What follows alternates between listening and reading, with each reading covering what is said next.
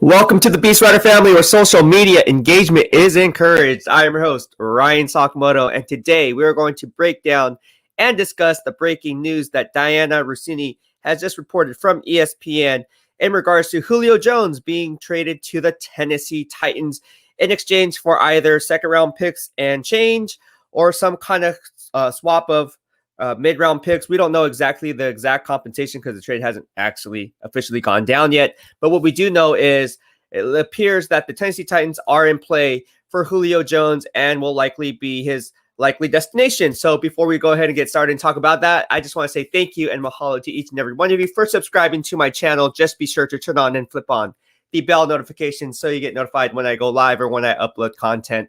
And again, you guys are probably wondering why I haven't been on.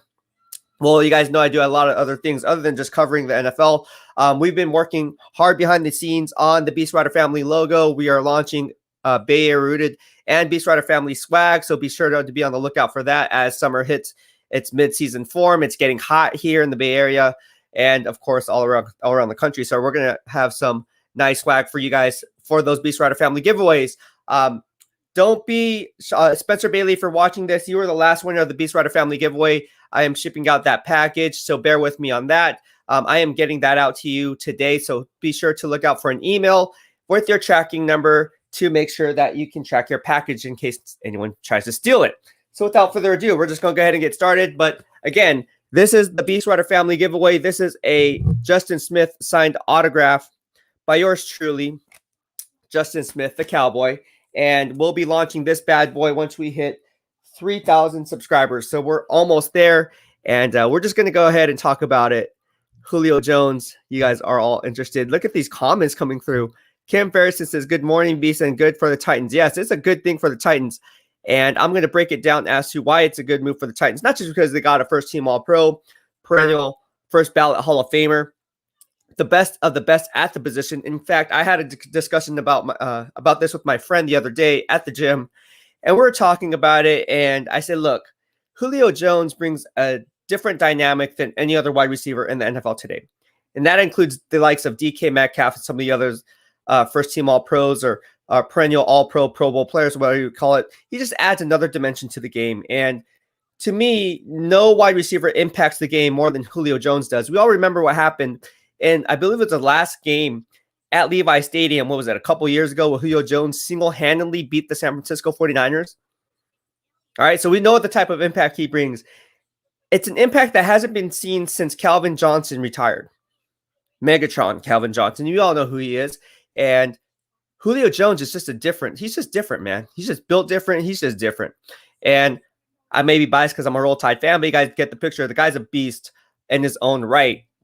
Lunar Mystic says, good morning, Beast. Good morning to you from the BEASTwriter family. He says, Niner fans, just be grateful that Julio didn't go to an NFC West team. Yeah. There were rumors that the Seattle Seahawks were possibly being interested in Julio Jones. They would obviously have to give up a first-round pick. John Schneider is not shy to trade his first-round picks. We all know that about him. But where would he really fit in? I mean, you have DK Metcalf, Tyler Lockett, and Dwayne Eskridge. So where would Julio Jones actually fit into that scheme in what they're trying to build in Seattle when you already have 3 pass catchers and you already invested a second-round pick in Dwayne Eskridge? It really makes no sense to go out and get a guy like Julio Jones when you have DK Metcalf and Tyler Lockett as your wide receiver 1 and wide receiver 2. So it really made no financial sense. Logically, in the instant gratification versus long-term gains, as I always talk about in my podcast, as to why the Seattle Seahawks would make a logical landing destination. Yeah, it would be nice to have. It'd be a dream scenario, but this isn't fantasy football. This is legit real football, and you have to fit in the financial parameters of what your team can hold in that threshold, whatever that case may be. So Julio Jones is now likely to go to the Tennessee Titans. And let me just break down the trade for you guys. But I like getting back to your questions. Would have been screwed if he did. Isalo 300 says, good morning, Beast. Good morning, Isalo. How are you doing today? I am back. You guys have been sending me DMs privately and publicly on Instagram, on TikTok. For those who don't know, I now have a TikTok, and it's the same name, BEASTwriter. You guys can follow me on TikTok. I post my workout videos there. I post my NFL footage there. I post my latest one was a Jimmy Garoppolo video on Tom Brady. I asked the Tom Brady question, of course. So I'm really uploading content that way. I don't even know what the traffic is on that, but yeah, check it out. If you guys are on TikTok and you guys think TikTok's the way to go on TikTok. Claudia Billock says, sigh of relief he didn't go to the Sea Turds. Yes. The Seahawks. Yes. Don Lovato from the BEASTwriter family says, good morning, BEASTwriter. Good morning and mahalo to you. Jonathan K28, my Adam Schefter says, what's good, Beast? What's going on? Keep me up to date on if there's any news, if this is going to become official. Now, the news coming out was, well, the Falcons were fielding an offer. There's a team that was willing to give up a first-round pick for Julio Jones, and I was thinking, yeah, that could be in talks, but likely, if you watch my other live streams, I said, yeah, it's worth a first-round pick, but likely it's probably going to be a second-round pick and change. And one of the reasons why I think the 49ers were not even in the running in the first place, and it was asked, it was brought up to my attention, do you think Julio Jones would come to the San Francisco 49ers? Well, what I was hearing is, yeah, they were interested, but not very interested based on the asking price. So they were in it just because, again, you want to leave no stone left unturned. But at the end of the day, what I was told and what I was hearing out of San Francisco was, yeah, they're interested, but not at that cost. Not at that cost. And that's why I haven't been on for so long, but it's been a week, but it seems like forever and a day. It seems like it was a month. And there's just nothing to report. I mean, I'm not just going to put out clickbait up there for clicks or for views. You guys know when I hop on right now, it's legit news. So here I am today, this morning at 9:23 a.m. on a Sunday afternoon, and we were talking about Julio Jones because that's news. Robert Slavin says it should have been the Niners. I don't know. I don't think it would be nice to have him on the Niners, and I broke it down as to the reasons why. Here's some reasons why. All right. If you look at this ticker right here, his 2021 cap number is $23 million. He has $7.75 million in dead money. So if you take the fraction of the difference of that cap money that was earned, or the difference, I should say, the balance, that's $15.3 million that the new team would have to take on, the team trading for his services. If you're taking that into account, where financially does that fit into the 49ers' long-term future? Not just the instant gratification as in 2021, but 2022 and 2023. Furthermore, you're risking draft capital. You already gave up multiple draft picks, first-round draft picks for Trey Lance. So you don't have a first-round pick next year. You don't have a first-round pick the year after that. And if you're going to give up a second-round pick, well, you're not going to have that either. So exactly what's the long-term benefit of adding a Julio Jones? Because let me tell you guys, he's not the one player that's going to take the 49ers over the hump. It's not like the Deion Sanders effect back in 1994 when everyone was vying for his services. And I believe he opted to play for the 49ers on a one-year championship deal for $1.2 million. He had offers from the Saints, from the Chiefs. Who else was in the running? Those were the top teams that were in running, but there's a few other ones that were in the running for his services. Ultimately, he landed in San Francisco. He's like, you know what? I want to play with Jerry Rice. I want to play with Steve Young. I want to play with Ricky Waters. I want to play with, bar none, William Floyd. I want to play with Brent Jones. I want to play with J.C. Sapolo. I want to play with all these guys around me. I mean, that's just offense. Let's talk about defense. I want to play with Lee Woodall. I want to play with Bryant Young. I want to play with Dana Stubblefield. I want to play with Ricky Jackson. I want to play with who else? Ken Norton Jr. You know what I'm saying? Merton Hanks, Eric Davis. So the list goes, Tim McDonald. The list goes on, and Gary Plummer. The list goes on and on and on. And so he thought it was beneficial for him, if he wanted Green, to go ahead and play with San Francisco and to beat the Dallas Cowboys and get them over the hump. Julio Jones is not going to bring them that factor. I hate to say he's not going to bring them that factor. And I hate to say it, but it was a smart move by the San Francisco 49ers. Now, do I like Julio Jones? Absolutely. Is he a first ballot Hall of Famer? Absolutely. Is he going to be a first team All-Pro this year if healthy? Absolutely. But again, you have George Kittle, Brandon Ayuk, and Deebo Samuel. If you add wide receiver Julio Jones into the mix, what you're doing is you're taking body of work and starting reps from Deebo Samuel, because again, he is coming up for a contract. If you're looking at it from a GM's perspective, wouldn't it make more financial sense to see more body of work, because we all know that Deebo Samuel is now injury prone, to see, hey, look, if I'm going to be in line to give this guy a long-term contract extension, I need to see first team reps for the duration of a 17-game schedule. Now it's not 16 games, it's 17 games.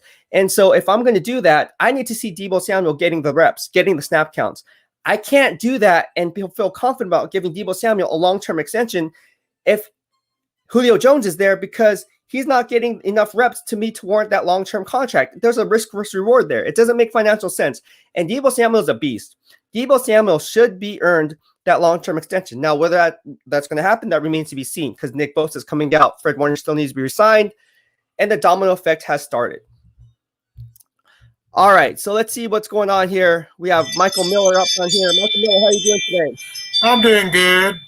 They just posted on there that it's a second-round pick in 2022 that Tennessee gives up.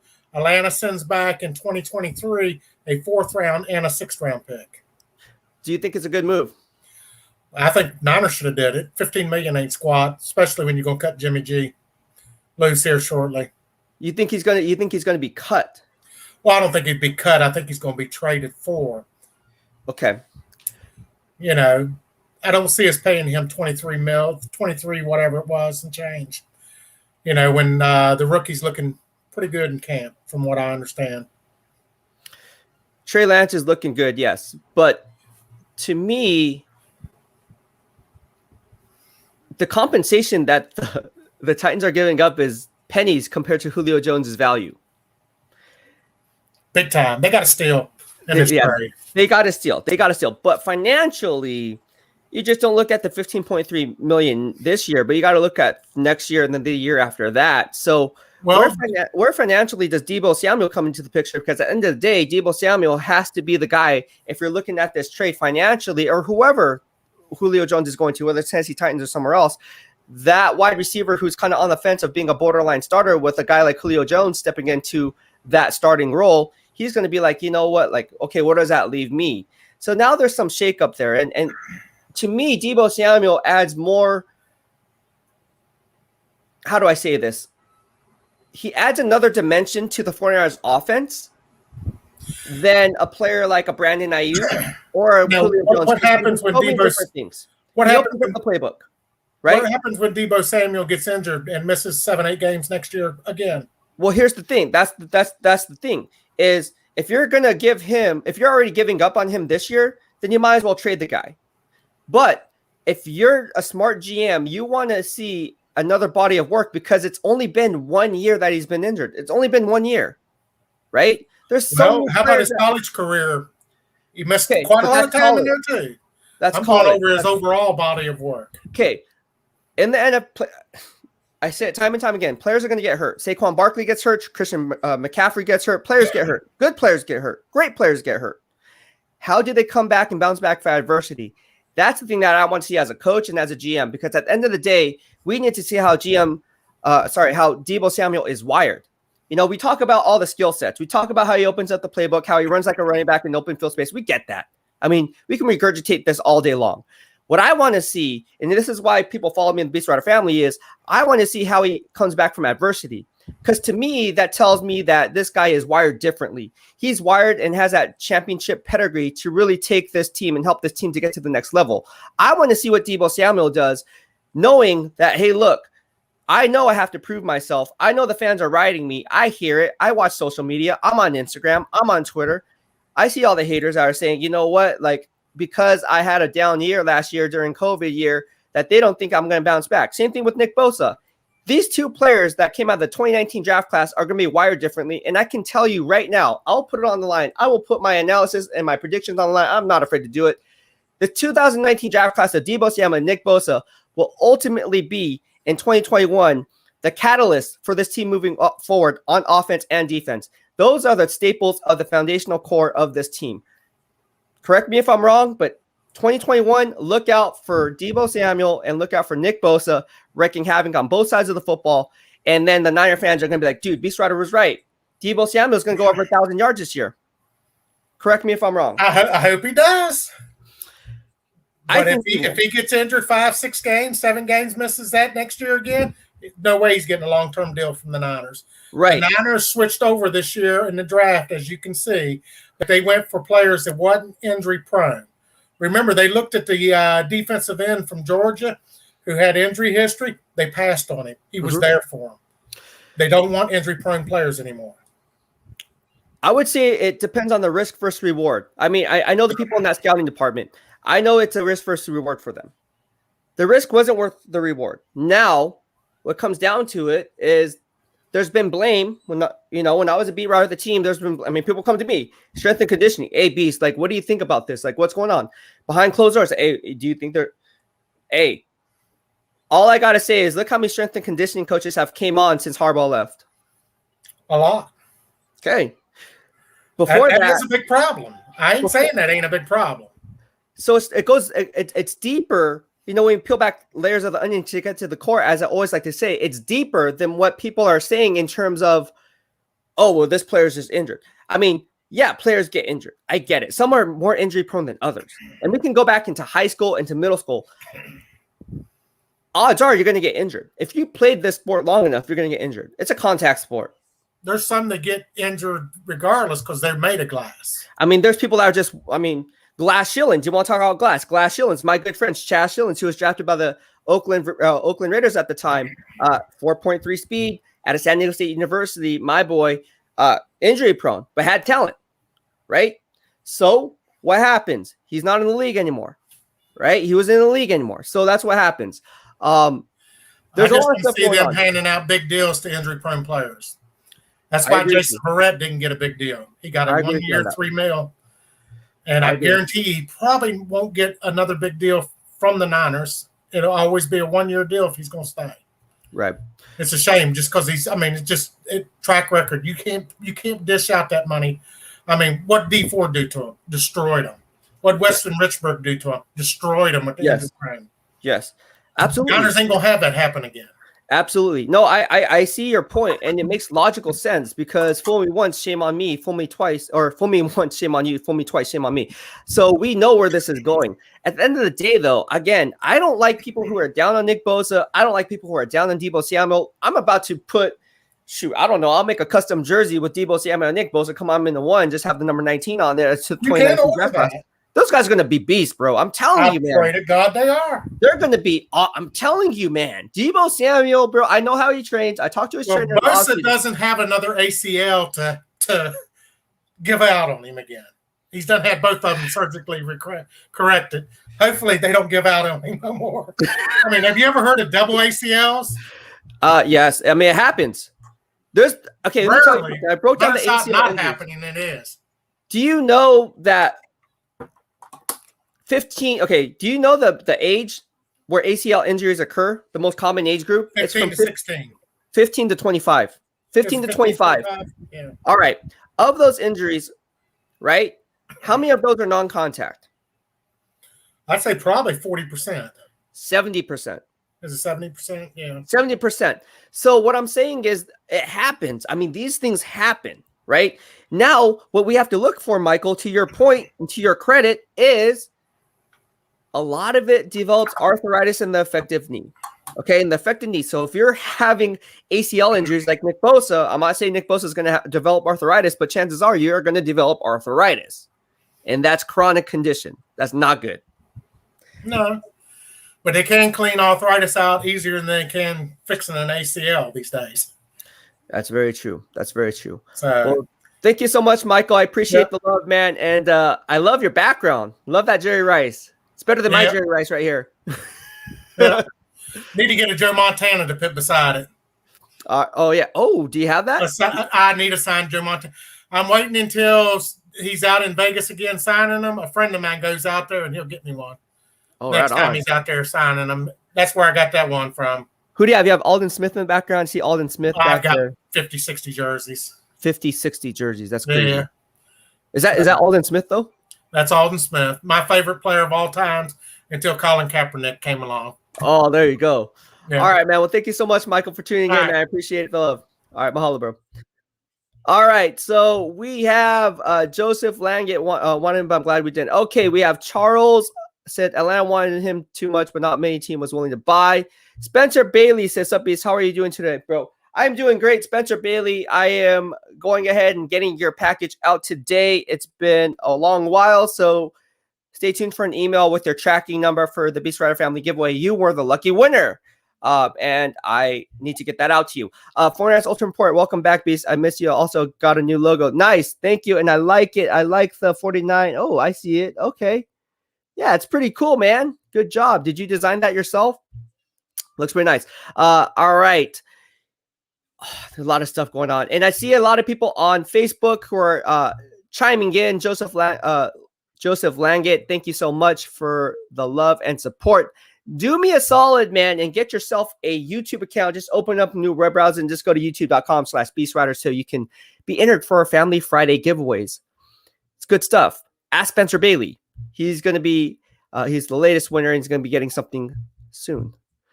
All right, so here we got Don Lovato says, I remember a month ago seeing a post from Derrick Henry, Titan TF up, as in the F up. We have Amen the Dream in the house. Amen the Dream, how are you doing? I like that. How you doing, buddy? I'm good. How are you? Good. How are you on this Sunday? What do you got? What's on your mind? How old are you, by the way? If you don't mind me I'm asking. 13. You're 13 years old. When did you become are you a Niner fan, I presume? Yeah. When did you become a Niner fan? I was like maybe 5-6 years ago. 5-6 years ago. Okay, so who's your favorite player?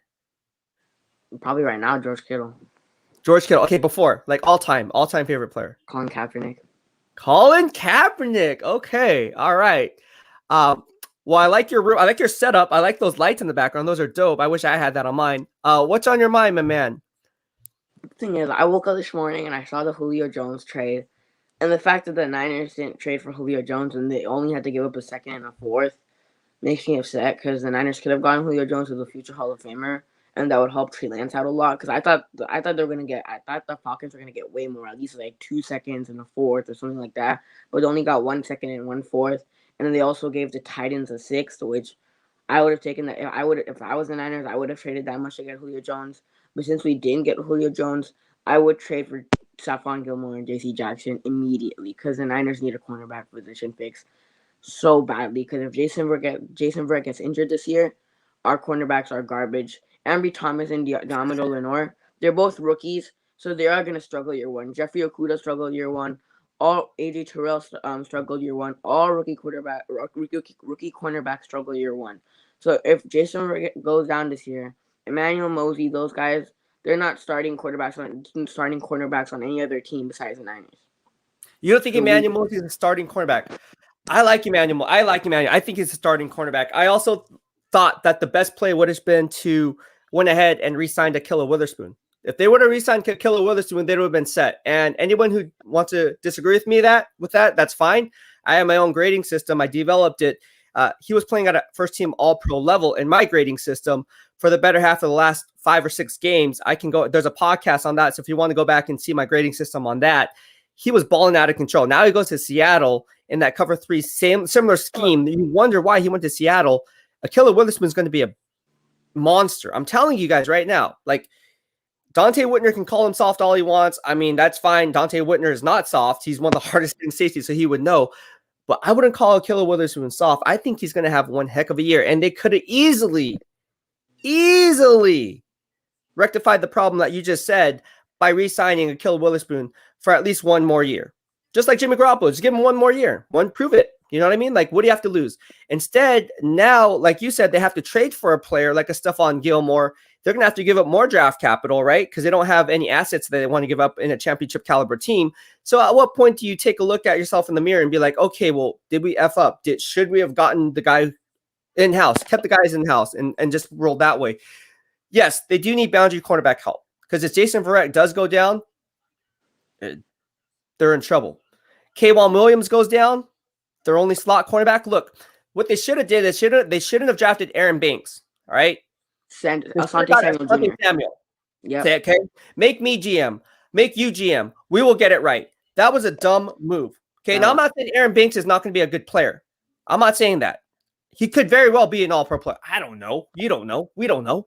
But what I will say this, Asante Samuel was better value, and the teams that I spoke with were shocked that the Niners didn't go that route. They opted to trade down and drafted a guy like Aaron Banks, because let me tell you what Aaron Banks brings to the table. I watched his game film. I studied him. The guy is more tailored for a power-based run scheme than his own blocking scheme, number one. He needs to cut down weight in order to play the zone blocking scheme, number two. Number three, they got him because he was an elite pass protector, okay, in the pass blocking game. So he is that. But you don't need an elite pass protector when you have a dual threat mobile quarterback playing behind center. because you're doing a lot of naked bootlegs, anything. You're always on the run anyways. So you just have to block a certain space. You're not blocking mano-a-mano a lot of times. So I don't understand why they didn't go after Asante Samuel. How mad were you in the second round when he was on the clock and they said, oh, the Niners traded down? They didn't want I was happy. I was legit like watching and I was like, okay, we're about to make the pick. It's going to be Asante Samuel Jr.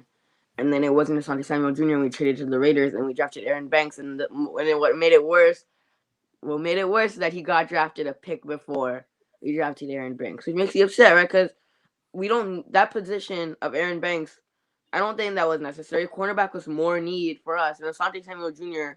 was a really good cornerback, and he was value there, and we should have drafted him. We already invested like guys like Alex Mack. We've already invested in Trent Williams and Trey Lance, like you said, is a mobile quarterback, right? If you have like a non-mobile quarterback under center, like Jared Goff or Jimmy Garoppolo, yeah, I get it. But still, when Asante Samuel Jr. is on the board, and you could have had the opportunity to draft him, and you did it, and and he also played for Florida State. Jalen Ramsey came from Florida State. Derwin James came from Florida State. So the cornerbacks have come from Florida State, and they've proven that they can play really well in the NFL. Jalen Ramsey is the best cornerback in the NFL right now. So why not draft Asante Samuel Jr.? I was mad when they traded down. When they traded it down. Yeah, traded down. I think Yeah. I was happy. Thank you, Mahalo, to Mel for the super chat and super sticker. Really appreciate the love. If you like the work or like the channel, consider sending me a super chat. Thank you so much, Mel, and hope you're doing well. Getting back to Florida State, Deion Sanders, Florida State, that's the best one of the bunch. You mentioned Jalen Ramsey. There's another guy I want you to think about. In my grading system, I just told you I have my own grading system. Is there anyone? Okay, I have a guy who's ranked higher than Jalen Ramsey as of right now based on last season. He comes in the NFC and plays in the NFC North. Do you know who that player is? Jaire Alexander. There you go. What do you think of him? How high is he on your list?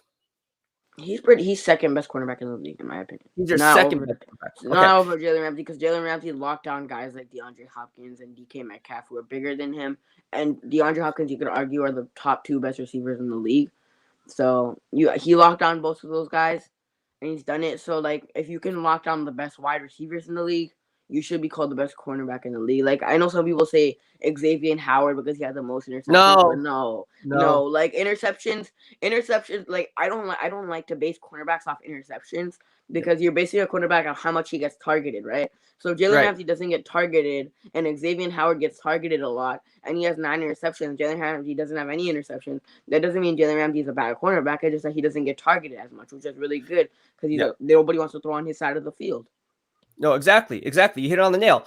And that's why I think it's very important that people don't, no offense to PFF, but I don't like PFF. That's why I formed my own grading system. And that's why my midseason, everything checks out, bro. If you look at my Twitter receipts, everything checks out. Midseason grades, postseason grades. That's why I take it very seriously when I have, I have year-end voting rights for the PFWA, Pro Football Writers Association. I take that very seriously. So when I formulate my grades on both offense and defense, you really have to know and do your work. You talk about Xavier Howard's interceptions. That's great, but who cares? No one cares about that. How many big plays did he give up? How many first downs did he yield? What was the down and distance of those plays that were made? When you talk about targets, a lot of people, when you look on TV, I'm not going to name any companies, but they always say the nearest defender. Why would you want to put it on the nearest defender? What if he was just helping out and just happened to be the nearest defender where the ball was thrown to because the other guy didn't know his assignment and he had to cover in a help position? You see what I'm saying? So that's why I formed my own grading system. Tyrann Mathieu even liked my grading system when I called out PFF when they ranked him 67 out of 71 free safety. I was like, wait, how is that even possible, bro? And then I was like, in my grading system, he ranked number 2. Tyrann Mathieu plays in a similar role, much like Jalen Ramsey, whereas they move him all over the field, right? Same like Budda Baker, right? They move him all over the field. So to your point, you're on the right track and you're only 13 years old. You're only 13 years old. That's crazy that you know this stuff. You know a lot more about football than people my age. And you're only 13 years old. Is this something that you want to do in the future? Yep, I like football. You like football. Okay, do you have a YouTube channel? Mm-hmm. Okay, plug your YouTube channel right now. I want people to follow you. My YouTube channel is a Mean the Dream. All right, dude. Hey, you have to be on my show more often. You really know your stuff. Is there anything else that you want to bring up to everyone's attention, since you have everyone's attention, including mine? No, not right now. I'm gonna go do the clone phone every morning. I do the clone phone, so. All right, dude. Well, thank you so much, and have fun, and yeah, keep up the good work, my man. All right, I'll see you later. All right, later. All right, that was Armin the Dream. We have a lot of people on here. We have Jason Niglo on here. Jason, how are you doing today? Jason, are you there? There's actually 2 Jasons on here. Let me see if you're in this one. Hold on. All right. Jason, are you there? Okay, I have no idea who that guy is. That was really random. What was that? Okay. We have some weird people on here, so we're just gonna ban people from the studio. We're just gonna ban this guy. Wow, this is how big we're getting. We have to ban people now. Fortnite's Ultimate Report. What's going on? How you doing? What's up, man? What is new with you, bro? How you doing? Nothing much. I wanted to talk about your TikTok. I saw that video you posted where you walk in, you work out with the Call of Duty mask. I like that, man. I liked it. Thank you, man. Appreciate it. That was from like 3 years ago. That was just a video that I posted 3 years ago. I always wore my mask on when how do I explain this? Anytime I go to the gym, people always want to talk to me and ask me about my workouts and this, and which is fine. I'm not like that douchebag that just like whatever. But when I'm on prep for a show, I mean, it's a full 4-6 month prep. I have to be serious about my game. So I put on my mask. Everyone knows not to bother me. They knew it's game time. So I've been doing that since day one. People thought, you should do a video of it. This is before pre-COVID. I mean, this is like 2000. Shoot, that was 2000. That video was filmed in 2018.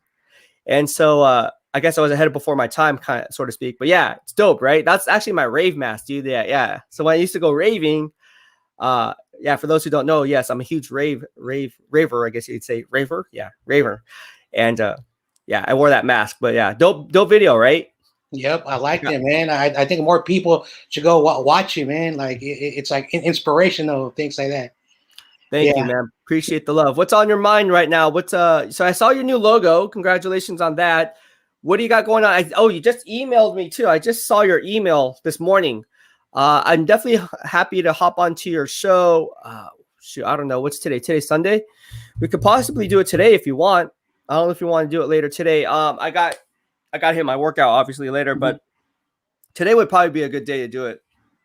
Or I don't know. It's up to you. Do you have anything? What's your schedule looking like? Well, I'm gonna hop on, later, today. Either I have another guest coming on. Okay. I don't have confirmation yet, but I'm gonna hop on. That's fine. And then so whenever you're free, man, because I know you're a busy dude, so I'm not gonna rush you. So whenever you feel, just email me, and then I'll figure out all the stuff. Okay. So that's Sounds good, dude. Sounds like you're doing big things. What did you think of the Julio Jones trade?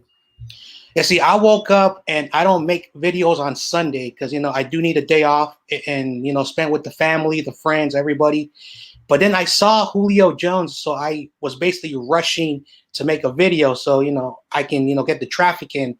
And then I just saw you on talking to Mike Miller. I saw you talking to another guest. So I wanted to come on and just say that I knew all along that Julio Jones was not going to become a 49er, because I saw it coming. And of course, I know Vegas, they love to, put bettings, and they had the Chargers and the Patriots and the Titans versus the AFC. They didn't have no NFC team. So Vegas, they're a little happy right now of those who put money on that he's going on the AFC. So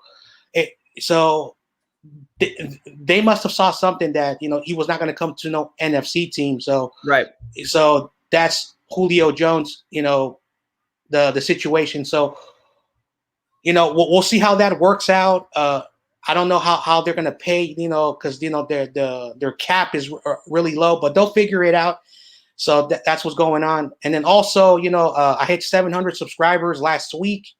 And so I changed my logo. I'm doing a lot of big things. I'm trying to get guests on my show, just like you, whenever you're free. So, like that. So I just wanted to update people. And also, Also, I have a huge, secret announcement that I'm not going to say right now because it's going to be really huge. So if anybody wants to know what that is, come on my channel because it's going to be so huge that I've never done this before and I don't know how it's going to work. So as we get closer and closer to 750, there's going to be a huge, giant announcement that I don't know how it's going to work out, but I just wanted to let you know. Hopefully you tune in whenever that happens because that's the number I've been trying to hit before 1,000. So there's a lot of things that I'm going on right now. So I just wanted to announce it to some of the viewers, whoever's interested. And that's what I wanted to say. People are asking, how do you get on the show? Well, shoot, there's a banner. Let me put the banner up. Well, that's good. That's good that you're doing that, man. And yeah, thank you so much for doing that and plugging your information on there. And yeah, man, I'm definitely happy to hop on your show and really build your channel up. So thank you so much for this Ultimate Report, and I'll talk to you soon, my man. Take care. All right, you too. All right. Anybody want to talk football? Who wants to talk football? Who wants to talk football? Let's see. Here we got. Yeah, there's definitely some weird stuff going on my. I don't know who those random guys were. That was really random. All right, let's see here. William Roberts says, "What's up, Beast? What's going on, William? How you doing?" They says they need to bring Frank Gore home. Niners All Day 55 says, "Wait, actually." Don Lovato says they need to bring Frank Gore home and sign and retire him. Gary Milo said, "Friendly tip: drop the they're like fingernails on the blockboard. Aside from that, keep up the good work." You know what I'm saying? I like saying So yeah. I feel Hurt is going to have a big year. What else we got going on for you? William Myoluk, why don't you come on the show, bro? I want to talk to you. Gary has been a lifelong 49er fan. He used to work for me for NinerFans.com. He really knows his stuff and brings a lot of insight, Gary Myolo, come on the show, bro. Love to hear what you have to say. There's some weird stuff going on here. Anyways, Dem says angry guy from Valencia. Yeah, Valencia. I don't know what the heck that was. That was some random stuff. Emma says, what the heck? Yeah. What was that? Weird stuff going on. Don Lovato says, how OTAs with Trey Lance? He's looking good from what I'm hearing and what I'm seeing.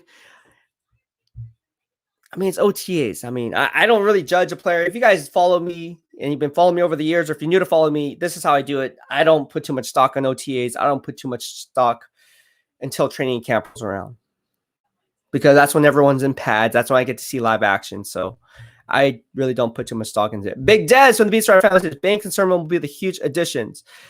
Banks is definitely a huge addition. He's definitely huge. I think Trey Sermon is going to be a beast. He's going to get 1,000 yards from scrimmage this year, believe it or not. Mark it down. In fact, I'm going to take this bet to Vegas. I'm just going to say, you know what? Trey Sermon over under 1,000 scrimmage yards. I'm going to put 1,000 on the over. I think Trey Sermon's going to be a monster this year. Trey Sermon could definitely have double-digit touchdowns this year. I'm just saying.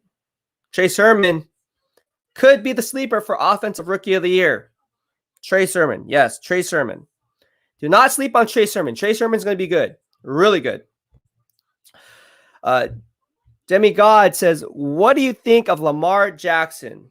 I like Lamar Jackson. I like what he brings to the table. I like the offense he's in.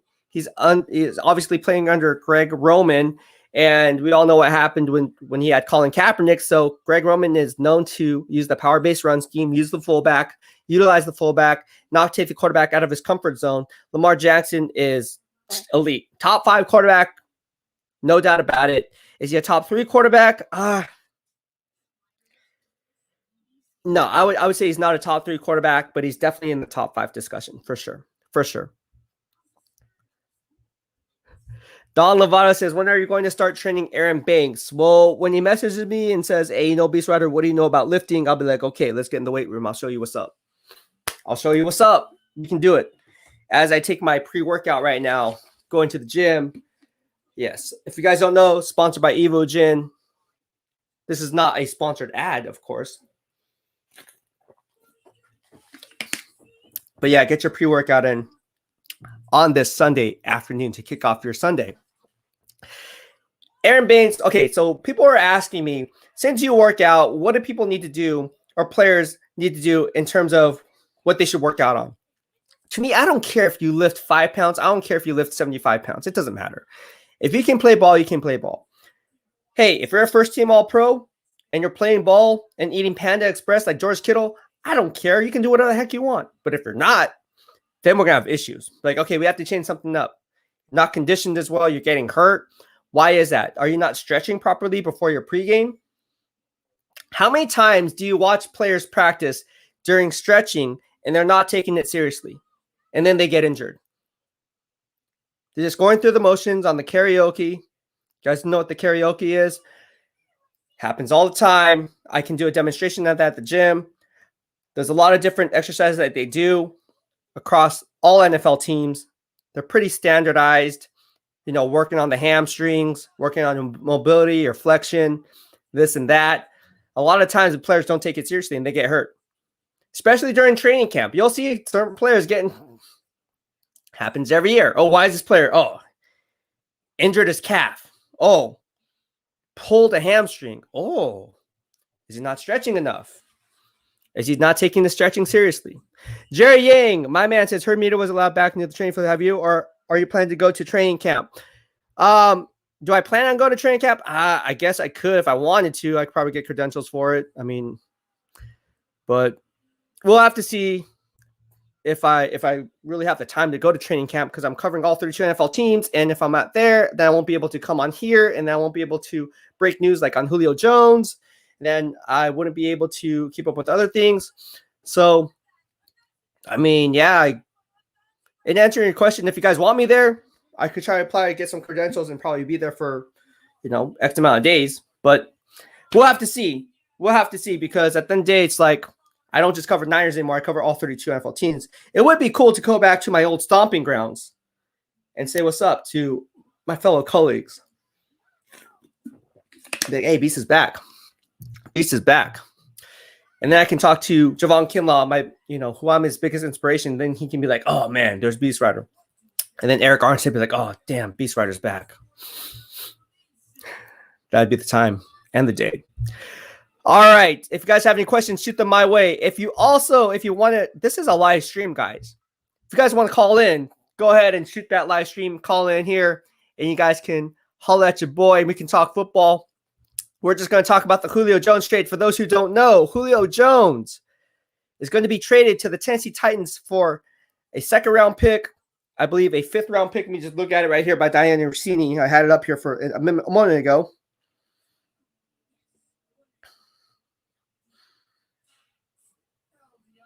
Wow, look at this. So I just got a notification from ESPN saying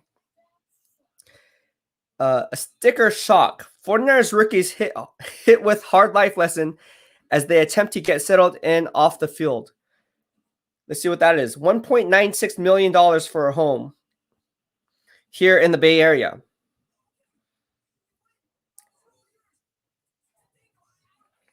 Yeah, it's expensive here to live here in the Bay Area. I'm telling you right now, really expensive.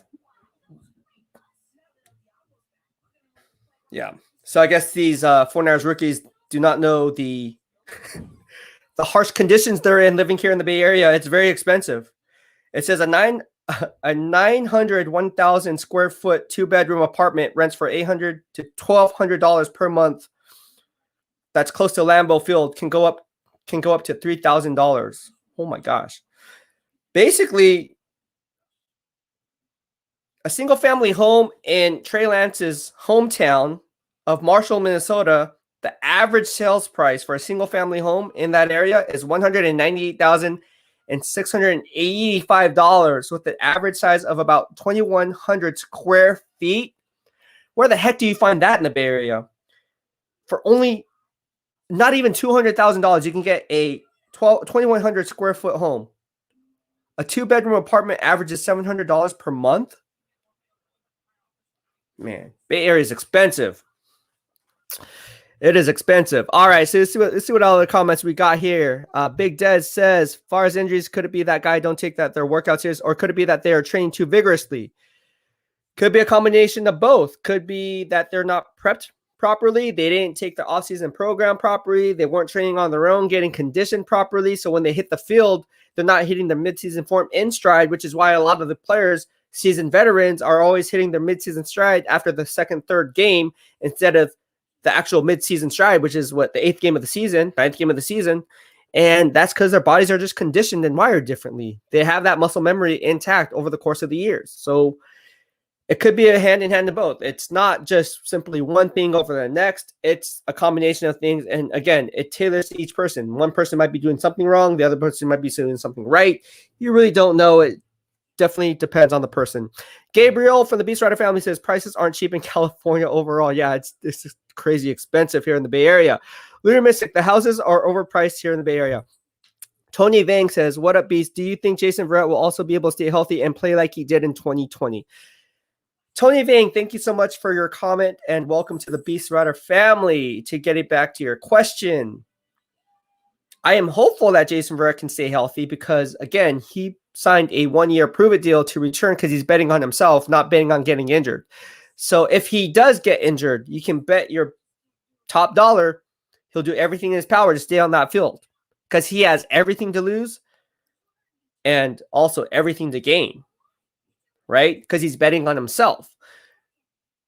Knowing that, I think Jason Verrett's going to have one heck of a year. I think he's got one heck of a year. What I've been told, I think the Niners defense is going to be a little bit more aggressive. They're going to be using Fred Warner a lot in blitz packages. I know that sounds crazy because Fred Warner wasn't much of a blitzer under Robert Saleh's scheme, but there's a new sheriff in town, D'Amico Ryans, and don't be surprised if they let the chains loose and let Fred Warner pin his ears back in blitz pickup situations and as a red dog blitzer up the middle in the A and B gaps. Could happen. Don't be surprised. You heard it here first in the BEASTwriter family. Don Lovato says, one-on-one condos, 670 square foot in Encino, California, $300K. That's crazy. Trent Payne says, a rich man's wealth is in his kingdom. There you go. That is very true words right there. Esteban Arroyos, just happy Julio isn't coming to the NFC West. Yeah. What if he was going to, but not? But you know what? It's not a done deal yet. So there's still a possibility that Julio Jones could be making his way to the NFC West. Although it's not likely, but we never know. J Bass says, BEASTwriter, thoughts on picking up a cornerback in free agency rather than trading more draft capital, Brian Poole or anyone else worth going after? I really wanted them to go after Bashaud Breeland. Obviously, he got picked up, but I thought Bashaud Breeland would have been a solid play. I like Bashaud Breeland. Coming out of Clemson, I thought he would have been a nice play. The boundary quarterback position is dried up. Richard Sherman is saying he's going to wait till after training camp or during training camp to field offers for going to a contender. Let me tell you something about Richard Sherman, okay? Nobody wants Richard Sherman because if they did, he would have been signed already. He would have signed with somebody already. And the fact that no one wants him up to this point means that he's only going to be added to a roster if someone gets hurt. So if training camp, talking about Jason Verrett, if he goes down to injury, yeah, they're going to bring back Richard Sherman because they need a stopgap boundary cornerback. And Richard Sherman understands the system with no drop-off and learning the curve or anything like that. You know what you're getting with Richard Sherman. Any team that's going to pick up Richard Sherman is going to look at this and be like, okay, well, one of our players got injured. We need depth here. Richard Sherman, can you help out here? Sure, I'll sign this 1-year prove-it deal. He's not going to sign a lucrative 3-year contract, 2-year contract. It's going to be a 1-year prove-it deal just like everyone else. Because let's face it, the draft already came and gone. The cornerbacks already flew off the board in the tail end of the 3rd round where Ambry Thomas went out of University of Michigan. We saw this.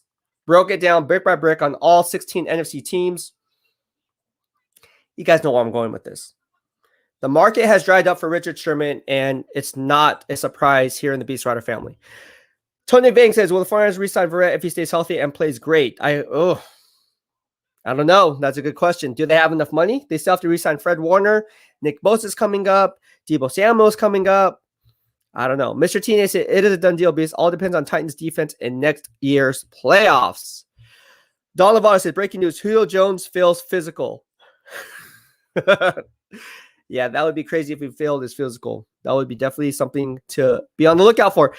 Estevan Arroyo says Sherman needs to move to safety. People said that Richard Sherman needs to move to safety, and I disagree with this wholeheartedly because it's not like a Charles Woodson type of a move. Charles Woodson was a first-team All-Pro as a free safety, playing with the Green Bay Packers after being a boundary quarterback with the Oakland Las Vegas Raiders. Well, Oakland Raiders because he never played in Las Vegas. But to that point, Richard Sherman does not have the similar skill set that Charles Woodson had in terms of his ball hawking ability, in terms of athleticism. Okay. If you guys remember, Charles Woodson was the Heisman Trophy winner. If I'm not mistaken, wasn't he a Heisman Trophy winner with the University of Michigan? And not only that, but he could return punts, he could return kickoffs. The guy was just more than a one-trick pony. Richard Sherman is good at route recognition. He's very smart and savvy. He can play his splits and leverage his splits pre-snap to gain a little bit of spacing advantage. But when you look at it from a free safety position, when you're the single high safety look, or when you're playing the deep thirds or the deep, or even in quarters coverage, you're safe there. But deep thirds or even the deep half or even the single high safety, that's more ground to cover than just playing the boundary quarterback position where you're using the sideline as an extra defender. I don't think Richard Sherman has the speed. I don't think he has the range. And I don't think he has the tackling ability in open space to warrant being a viable free safety in this league. Because let me tell you something. In years past, the safety position was not interchangeable. You had a box safety, which is the strong safety, who mainly covered the running backs coming out of the flat and the tight ends down the seams. And then you had that single high safety over the top. Nowadays, those are interchangeable. And if you look at the best teams and the best players to do it, you look at guys like Budda Baker out of the Arizona Cardinals. You look at guys like Tyrann Mathieu with the Kansas City Chiefs, both first-team All-Pros in my grading systems. You will notice those guys are interchangeable. And then you look at what other teams are doing now. You have to have a safety that can cover, but can also lay the wood at the point of attack and really make sound tackles in open space while having the deep range to recover if beaten deep to make a play on the ball. I don't think Richard Sherman would be a good safety. I just don't see it. Mr. TNA from Romania says, Beast, do not be surprised if Ryan Tannehill has a chance to win MVP. I wouldn't be surprised. I wouldn't be surprised because anytime you have A.J. Brown and Julio Jones there, that could arguably be the best 1-2 punch in the NFL. Hands down. Now, that will be on par with the likes of NFC West, Seattle Seahawks, DK Metcalf, and Tyler Lockett. Obviously, well, shoot. Now what's going to happen? Do you look at Kyle Pitts as a wide receiver, or is he more of a tight end? I view him more as a wide receiver. So if you're just talking pass catchers, that's in line with Kyle Pitts and Calvin Ridley. It's just nuts. And here's some food for thought. If you're Aaron Rodgers and you're the Green Bay Packers and you see Julio Jones getting traded to the Tennessee Titans for a 2nd and 5th round pick, where the compensation is, a steal for whatever team that picked up Julio Jones for that draft capital in return, and you're Aaron Rodgers and you're saying, dude, are you telling me we couldn't give up a 2nd round pick and a 5th round pick or a 4th round pick or whatever the case may be, and a 6th round, I don't care what it was, not a 1st round pick, and you couldn't even give me help alongside Devontae Adams? Like, all we have is Devontae Adams. The Tennessee Titans, all they had was A.J. Brown, and they went out and got Julio Jones. What is wrong with you? What is wrong with you? We don't have Corey Linsley there anymore. He's off to the LA Chargers. So I know you guys got us, what is his name? Jacob Myers, or Jacob from Ohio State, the center. Okay, we got Myers. Okay, cool story. Okay, I get it. But come on, we need more help than that. You got to give me more help than Devontae Adams. You went after Eric Stokes out of Georgia in the 1st round, which is a head scratcher for many. Why would you do that? Could have got Terrace Marshall. Could have got Elijah Moore. Florence Olsen Report says Richard Sherman believes that he makes more money. That's why nobody wants him. Also, Sherman is not a safety. I don't see why everyone thinks safety is easier than cornerback. Thank you for the analysis. Don Lovato says, couldn't Richard Sherman play on certain downs, maybe a decoy coming off the bench? I guess he could. I guess, Don. I don't know. I think Richard Sherman's just damaged goods, bro. I've been saying it since day one. I don't think he's worth anything.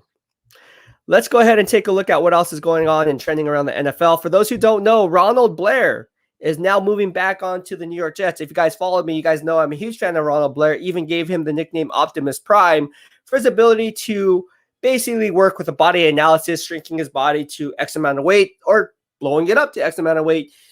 He could play the nose tackle in a 34 base defense, 2-gapping and a 2-gap scheme. He can also play that 3-4 defensive end position as the team's 4 technique. He can also slim down to a 3-4 outside linebacker that he transitioned under Chip Kelly back in 2016.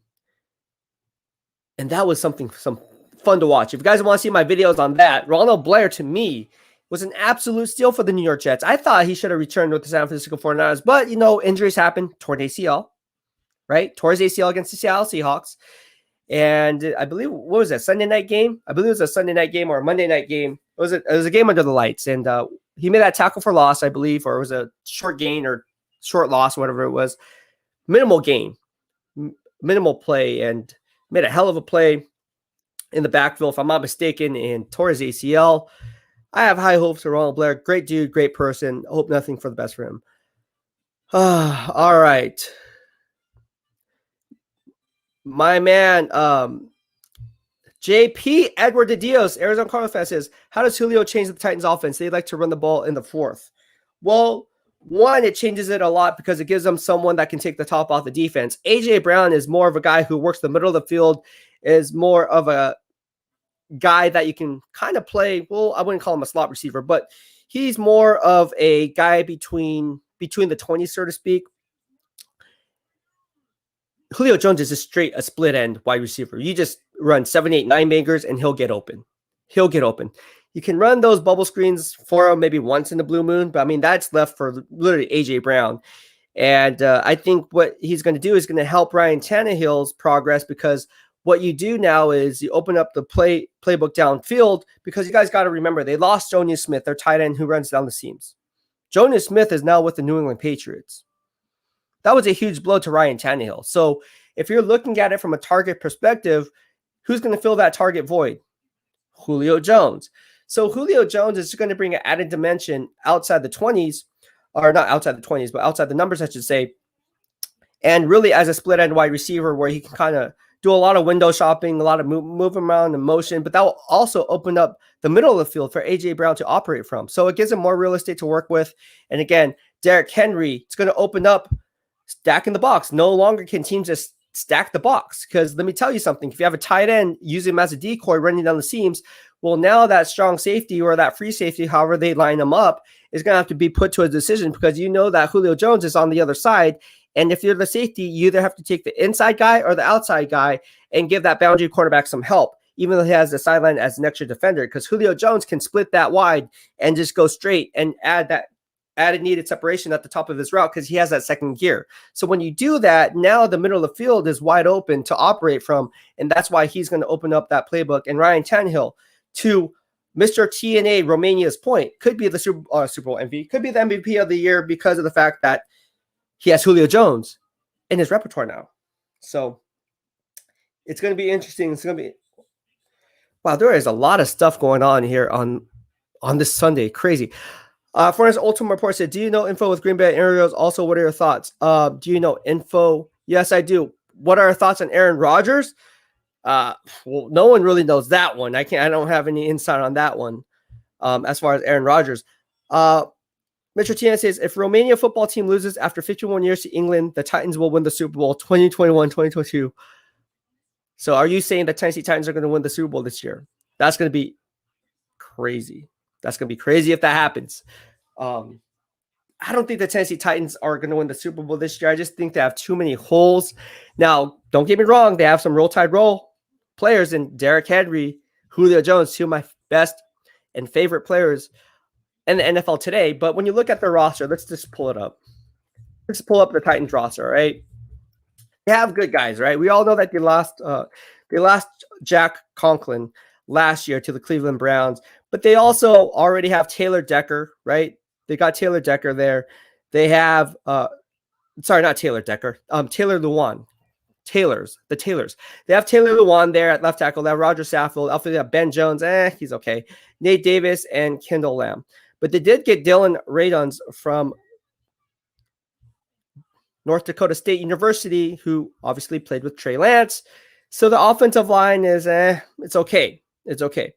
The tight end position is horrible, right? They don't really have anyone. But they did pick up my man, who if you watch my Twitter account, I said Miller Forrestall, maybe because I'm biased, maybe a Roll Tide fan, but I like Miller Forrestall. Guy does get injured a lot. I will put that out there. He does get injured a lot, but he's a serviceable tight end. I like Miller Forrestall.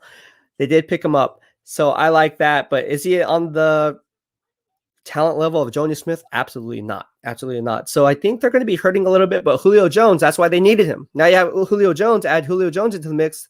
Yeah, wide receiver 1, wide receiver 2, straight up and down, and then you have Josh Reynolds from the LA Rams. So you're pretty much set at the trio of wide receiver positions. Defense is where I'm going to have issues with. Now, I know they got Bud Dupree, who was playing out of first-team All-Pro in my grading system before he tore his ACL. Yes, another guy who's injury-prone, but got that big contract with the Tennessee Titans. That was Bud Dupree. And if you guys don't know who Bud Dupree is, I'm telling you, you guys should know who he is by now, because I hype him up for the last going on 3 years now. Guy was playing at a first-team All-Pro level last 2 years, and now he struck gold with the Tennessee Titans in the offseason.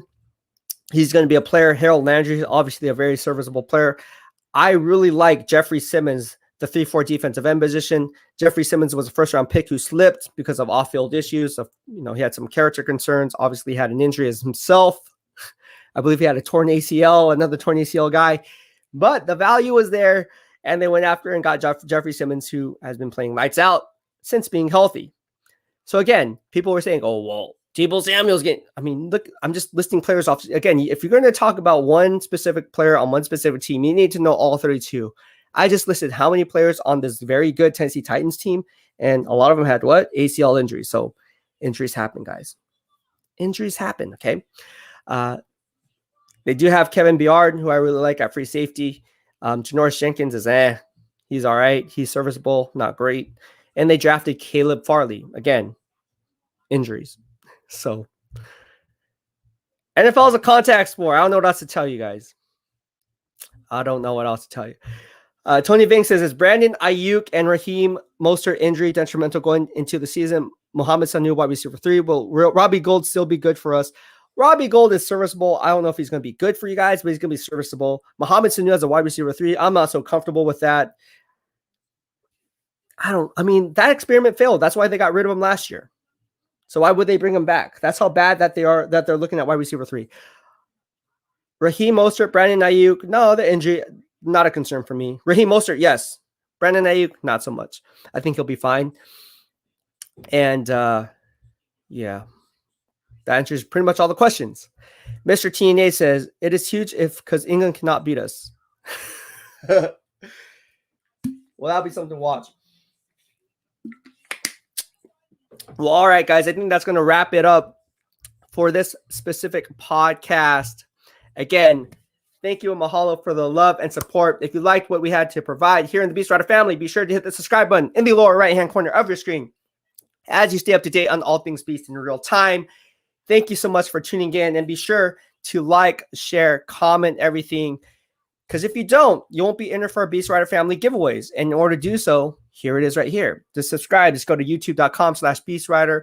If you don't happen to watch this live stream live, not to worry, playback. And again, leave your comments. I'll be sure to keep an eye out for those. On every single comment, I get back to every single comment. And that's why social media engagement is encouraged here in the BWF. Thank you so much, guys. I hope you guys had a lot of fun. And again, I'll be hopping on more live streams. In fact, I think I'm starting a schedule now. Again, I'm doing a lot of work behind the scenes. I'm getting some game film breakdown stuff going on. I'm moving on some BEASTwriter family swag, so all you guys can purchase those on the team store here in the BEASTwriter family. So be on the lookout for that, and that announcement is coming up on the community page. So be sure to be on the lookout and turn on the bell notifications so guys can really keep the engagement going through the community page. Again, it's here for you guys, so might as well use the tools that are offered here on YouTube. And nothing but good vibes here in the BEASTwriter family. All right, so thank you so much. I'll be posting more workout videos. I know you guys have been have been asking and requesting more workout videos. So I'll be posting more of that as well, so you guys can really get those gains in between watching these live streams. All right, well, that'll be it. Like I said, hope everyone has a fabulous Sunday. And for those who don't know, Julio Jones is going to be traded to the Tennessee Titans per ESPN, Diana Rossini. Thank you for tuning in. Have a good day. BEASTwriter out.